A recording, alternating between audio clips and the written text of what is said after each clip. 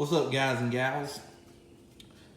In this video, what I'm going to be doing is taking this right here, plastic tank, and I'm going to use wrinkle paint from VHT to paint this bad boy.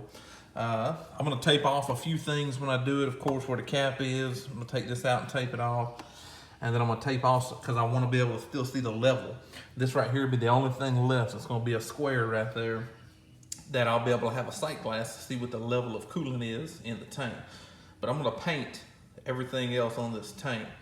Now, why am I painting it instead of a cover? Well, I think it would be pretty obvious. The covers are what, 50 bucks or something? You know, no matter even if it was $25, still, come on, it's black plastic cover that goes over the top to try to make it match the other plastics under the hood. Now we have this problem with the 2015 through 18 Mustangs. It's got the football looking coolant tank reservoir, and I use the same method to paint the one on my 2017. And the VHT wrinkle paint is good up to like 350 degrees Fahrenheit, and it kind of matches the texture in these valve covers. So it matches stuff under the hood fairly well.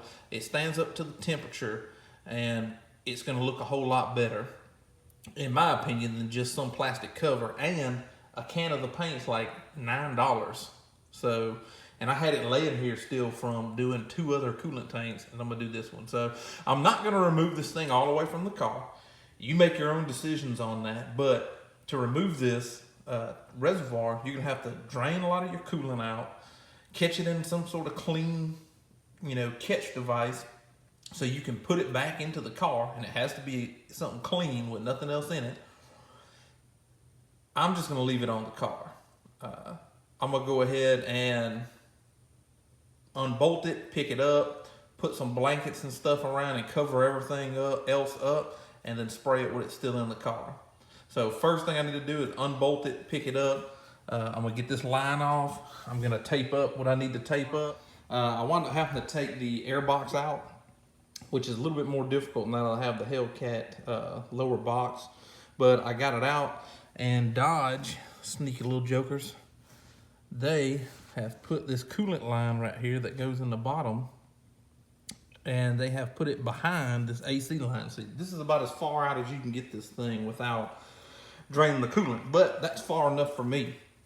So what I'm going to try to do here is, a lot of this isn't going to be seen, so I'm going to spray the bottom. If it gets up against the towels and stuff and the paint doesn't look exactly right, that's fine.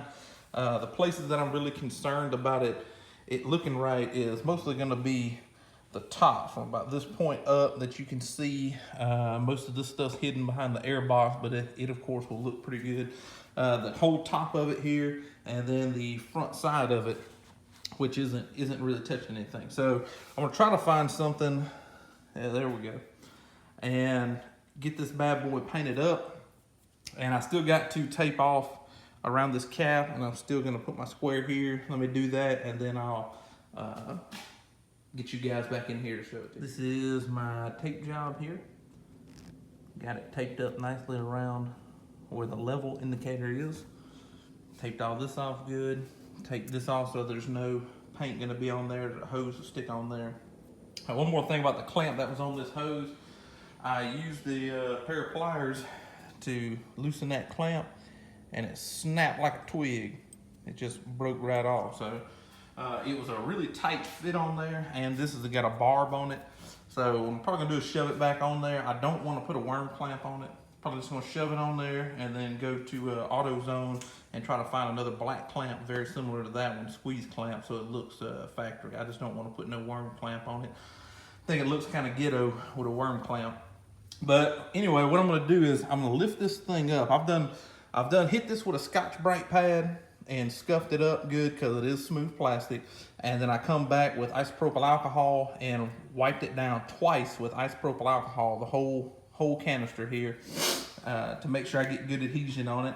And I'm going to paint the bottommost surfaces that aren't really going to be seen first. I'm going to hit those up and then let them rest on this blanket here. Yeah, it's going to touch a little bit. Yeah, a little bit of paint's going to come off, but I'm talking about painting the places that aren't going to be seen unless you take this thing back out of the car. So not really concerned. I just want to put some paint on it. That way you don't look down into the cracks and see, you know, the white of this right here. So let's get started on that. This is where we're at. Got one coat on. I went ahead and coated the whole thing, but I got this kind of focused on this. It's starting to wrinkle a little bit on me here. So it's good. That's what I want. This is, oh, well, it's dry to the touch. So I kind of focused on this side first. I got it lifted up here, so I just used an old rotary pad or a socket or whatever you want to use, kind of lift it up. I just use this. I'm gonna give it another few minutes to dry. I'm not really concerned if it lays on the towel, like right here. I mean, it's kind of touching right there, but not a real big deal for me, because once I lay this side down and lift this end back up, then I'm gonna really get this where it counts and where you can see it at. That's what you'll be able to see. It's not touching anything there. And with this, I'm gonna do another coat. And I'm gonna use a cross pattern to get a good wrinkle on it. I want it to kind of match the valve covers the best possible. I know it's real shiny right now. Once it heats up the first time and you drive it the first time, it's going to turn to a more matte finish, and it's gonna wrinkle up tight. You gotta do at least 2 heavy coats with this stuff to really get the wrinkle. So I'm gonna do 2 coats over pretty much the entire thing here, and then I'm gonna do another coat across the top here where I really want it to match the valve covers and other plastics under the hood. All right, here we go, sort of finished product. It's starting to wrinkle up a little bit, looking crackly. Right there is some of the stuff that I've done earlier. This is when it just starts wrinkling up.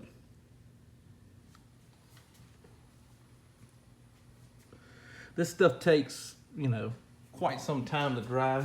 If you didn't know what it was I was talking about, it's this VHT Wrinkle Plus. High temperature, 350 degrees Fahrenheit, so you never have to worry about this getting 350 degrees, over 350 degrees Fahrenheit. But this is what I was talking about. Not a sponsored video. I don't care what you can use however you want, but I like the way this stuff turns out and looks. It's a matte finish and it wrinkles up. I believe it says the higher the temperature, the tighter the wrinkles will be or something like that. But let's see how long it says to let dry. Dries very slowly. Allow 2 hours to air dry. If paint fails to wrinkle or wrinkles in an uneven pattern, apply an additional coat. All right. So it's already starting to wrinkle. It ain't even been 30 minutes. It's about 80 something degrees outside right now in central Alabama. But I'm gonna let this stuff right here dry for about an hour, and then I'm gonna take this tape off of it and get everything back installed and let you guys see what it looks like. Yeah, it's starting to wrinkle up pretty nicely. It's gonna lock this in, these wrinkles, and take on more of a matte finish once it gets heated up one good time. I'm probably just gonna crank it up, let it sit here and run and get heated up, and then take it for a drive. I gotta go somewhere here in just a little while, and should be locked in, ready to go after that. Once I've let it heat up and, you know, really lock in the wrinkles, I'll take another shot of this and video it again and join back, and that'll be the end of the video there, just to show a final result of what it looks like when it's all the way done. But I think already that looks a whole lot better under the hood than having that white plastic. And then right here on the side, it's got your fill level stuff on the side, which I know I needed to add a little bit to mine. It's barely on the bottom of the full range there, but it's been that way for a while. So I'm gonna add a little bit of water after it heats up and cools back down, and then we'll join y'all. Here it is finished up. You see it fairly matches the valve covers. It's a little bit more wrinkled. I mean, nothing's perfect, but this is after one good heat cycle. I just cut the car off. It's been running for probably about 35-40 minutes, and everything's doing great. Looks much better.